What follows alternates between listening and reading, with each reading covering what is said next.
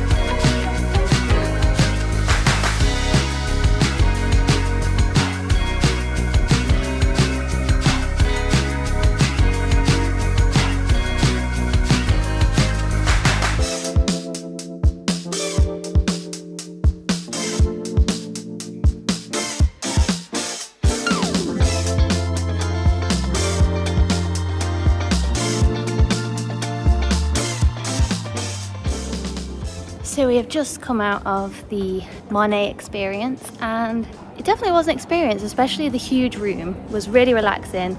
I felt like I could sit and have a little picnic in there.